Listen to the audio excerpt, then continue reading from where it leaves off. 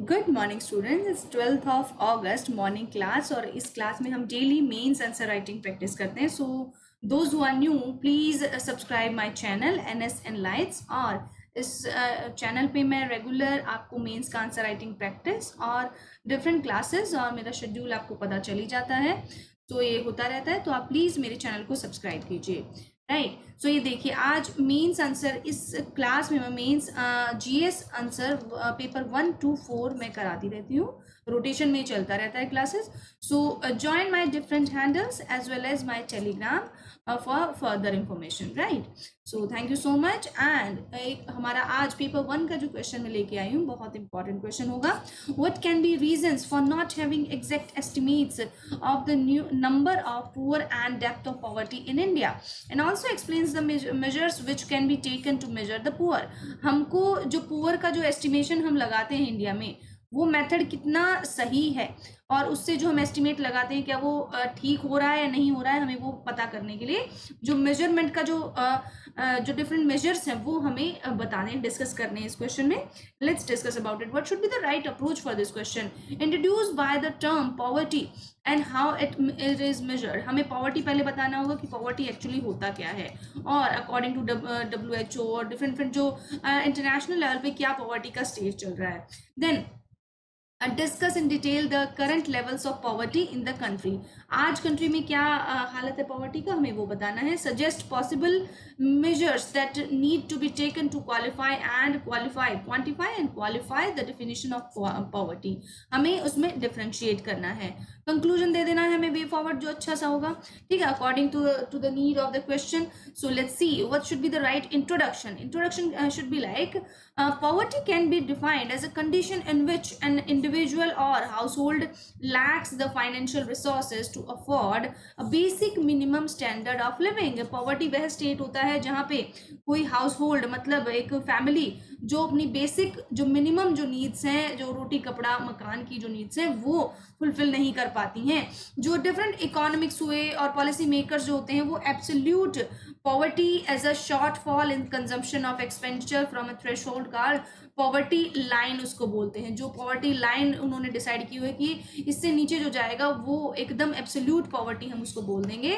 So recently US president praised India for having lifted over 270 million. हमने different हम reports और measures करते रहते हैं, उसमें मैंने आपको बताया कि 270 मिलियन से ज्यादा लोग इंडिया में पॉवर्टी से बाहर आ चुके हैं in a single decade. Decade means जो 10 साल का जो टाइम होता है.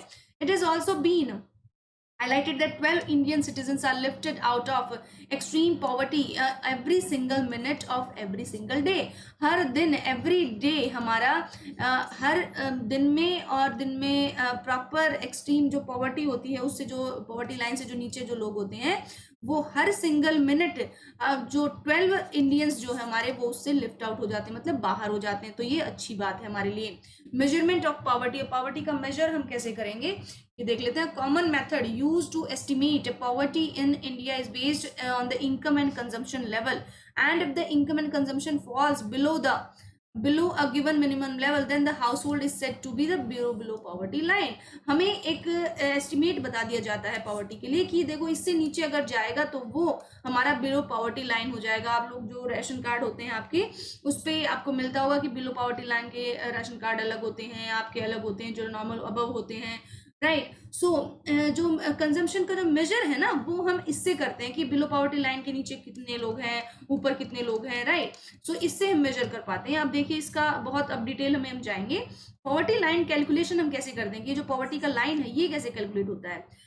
Poverty estimation in India is now carried out by Niti Aayog's task force through the calculation of poverty line based on the data captured by National Sample Survey Office under the Ministry of Statistics and Program Implementation.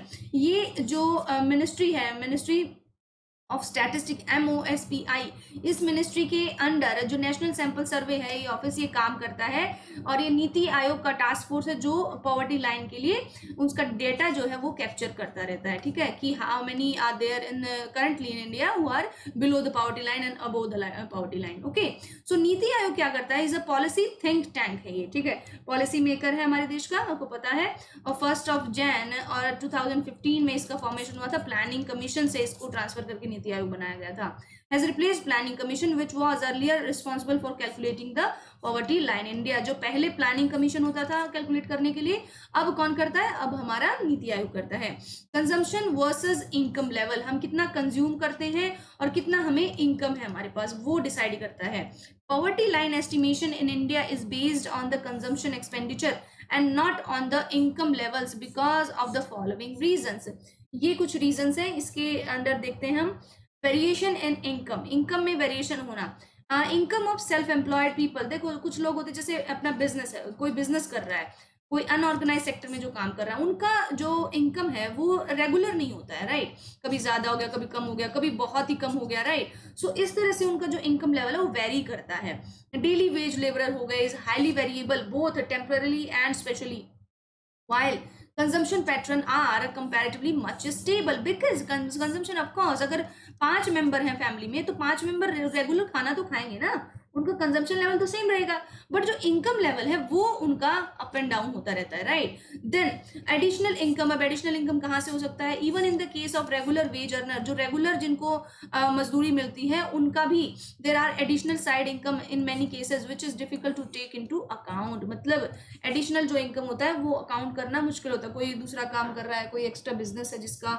So data collection कैसे होता है in case of consumption based poverty line. Consumption means आप कितना consume कर रहे हैं, suppose आप कितना कैलोरीज जो है कंज्यूम कर रहे हैं एक फैमिली में, एक हाउस होल्ड में, वो कंजम्पशन लेवल से हम पॉवर्टी लाइन देख लेते हैं। Sample based survey used as a reference period for 30 days in which household are asked about their consumption in last 30 days and is taken as representative of general consumption। सो हम जितना भी consumption होता है वो regular हम देख लेते हैं एक फैमिली में, राइट, कि कितना आप कंज्यूम कर रहे हैं लास्ट 30 डेज में। सो ये डिसाइड करता है। Whereas tracing the general pattern of income is not possible. So जो इनकम का जो पैटर्न है वो पॉसिबल नहीं है। रेफरेंस पीरियड कैसे होगा, it is the duration period during which the survey is conducted by NSSO workers. So इसमें जो NSSO के वर्कर्स हैं वो आपका जो सर्वे है वो कंडक्ट करते हैं, और then in which they are certain questions to household. वो हाउस होल्ड मतलब जो घर के जो रहने वाले हैं उनसे पूछते हैं कि कुछ क्वेश्चन है, उनके क्वेश्चन के बेस पे वो देखते हैं कि पॉवर्टी है या नहीं, कितना है। और reasons for no existing concrete estimates of the number of poor and depth of poverty in India.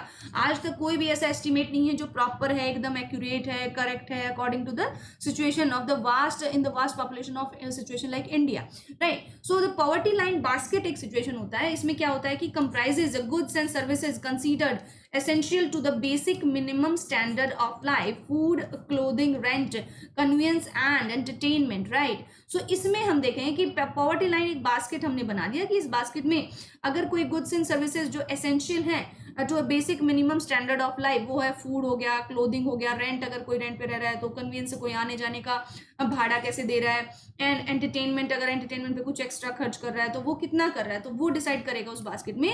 Poverty line basket PLB हम इसको बोलेंगे, आगे भी ध्यान रखना। The price of food component can be estimated using calorie norms or nutrition targets. Under the 1990s the calorie norms method were used. It was based on the minimum number of calories recommended by the Indian Council of Medical Research for a household for 5 members। अगर कोई family में 5 member हैं तो उनके लिए ICMR ने एक particular calorie level decide किया है कि इतना कैलोरी आपको, सपोज 1% 2300 कर रहा है तो 5% ये कितना हो जाएगा, तो इतना ऐसे कैलोरी, अगर वो फैमिली में इतना कैलोरी आ रहा है तो मतलब वो फैमिली अबव पॉवर्टी लाइन है, और ये 1990 से हम इसको यूज कर रहे हैं। Okay, however this method does not consider the different food groups that are essential for health. This is why the Tendulkar committee targeted nutritional outcomes। मतलब इन्होंने तो सिर्फ बता दिया कि कैलोरी मिल रही है, इन्होंने ये भी बता दिया कि कैलोरी कहाँ से मिलनी चाहिए और न्यूट्रिशन मिल रहा है कि नहीं, तब हम देखेंगे। आप सपोज राइस खा रहे हैं, सिर्फ राइस खा रहे हैं, आपका पेट तो भर रहा है बट न्यूट्रिशन तो नहीं मिल रहा है ना प्रॉपर। आपको दूध भी चाहिए, आपको एग्स भी चाहिए, फिश भी चाहिए, सब कुछ चाहिए, फिर आपको वेजिटेबल्स भी चाहिए, ग्रीन लीफी वेजिटेबल भी चाहिए। तो एक तरह से बैलेंस्ड डाइट जो होगा ना वो हम डिसाइड करेंगे। ये तेंदुलकर कमेटी ने बता दिया कि बैलेंस डाइट से आपका जो पॉवर्टी है वो डिसाइड होगा। द लाकड़ा वाला committee assumed that health and education provided by the state, therefore expenditure on these items was excluded from the consumption basket it proposed. Okay, so जो लाकड़ा वाला कमेटी आई उसके बाद उन्होंने बोला कि ये सब काम तो स्टेट के हैं, ये इंडिविजुअल करेगा ही नहीं, तो इंडिविजुअल का जो पॉवर्टी हम दिखा रहे हैं वो गलत है, वो है होना ही नहीं चाहिए इसमें।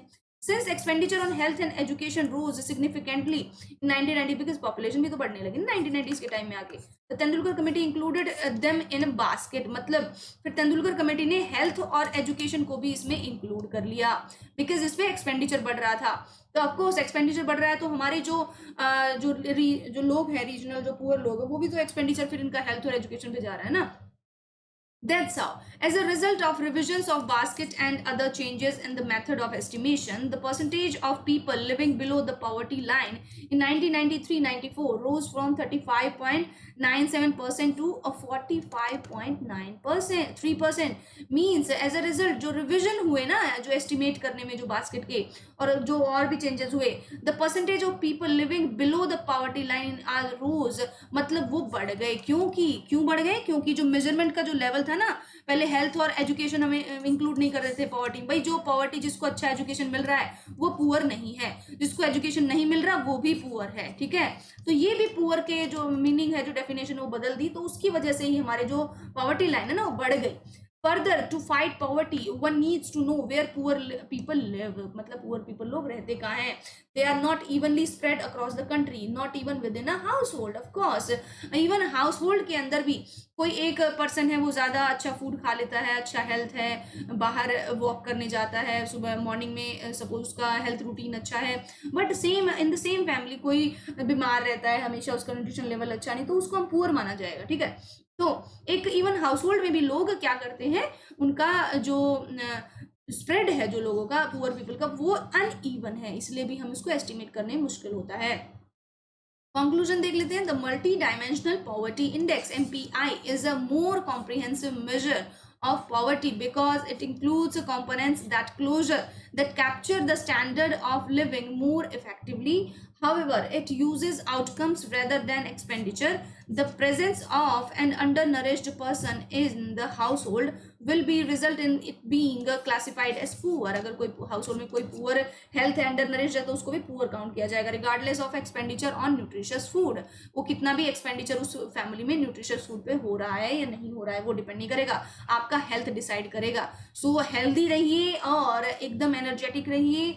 आपकी जो यूपीएससी का जो जर्नी है वो हमारी हेल्प से, हम आप चाहते हैं कि आप ज़रूर कॉन्कर करें उसको, और हम आपका हेल्प के लिए हमेशा रेडी हैं, राइट। देन आप मेरी क्लासेस हैं उसके लिए ज्वाइन कीजिए 11 AM 6 PM। एक और क्लास अनअकैडमी पे आने वाला है, लॉन्च होने वाला है, तो उसके लिए आपको जल्दी बता दिया जाएगा। सो दिस इज़ फिलहाल ये मेरा टाइम है। लक्ष्य पे 4 PM क्लासेस आती हैं और मेरे चैनल पे 10 AM ये वाला क्लास होगा। सो अबाउट फर्दर जो हमारी इन्फॉर्मेशन होगी उसके लिए आप मेरा चैनल सब्सक्राइब कीजिए, मेरा यूट्यूब पे चैनल NSN लाइट्स, और इसी नाम से लगभग सब हैंडल्स हैं मेरे, तो उनको भी जाके ज्वाइन कर लीजिए। देन मेरा टेलीग्राम पे PDFs एंड ऑल ये आपको मिलता रहेगा। ग्रुप में बहुत ही इन्फ्लुएंशियल और ज़रूरत से जो आपको प्रिपरेशन में ज़रूरी है वो डिस्कशन होता रहता है। So please join my Telegram channel. Thank you so much. Have a nice day.